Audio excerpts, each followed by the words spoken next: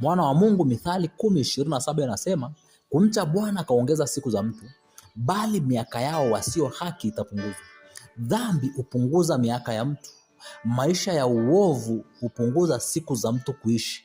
Kila dhambi unayoiendekeza, kila dhambi unayoishi nayo inapunguza siku zako za kuishi. Zinaa unayoiendekeza, uasherati unaouendekeza, ulevi na anasa za dunia hii unazoziendekeza zinaiba siku zako, zinapunguza umri wako wa kuishi hapa duniani. Nisikilize mtu wa Mungu. Mungu hajakuleta duniani uishi maisha mafupi. Mungu amekuleta duniani uishi maisha marefu, uyaishi mapenzi yake, ulitimize kusudi lake, ndipo uondoke duniani. Mungu akikupenda akuondoe duniani. Mungu akimpenda mtu anamuongezea miaka. Nisikilize mtu wa Mungu, siri ya kuishi maisha marefu ni kumcha Mungu. Mpendeze Mungu, mche Mungu, ili Mungu akupe maisha marefu na ulitimize kusudi la kuumbwa kwako, na utaishi maisha ya amani katika jina la Yesu.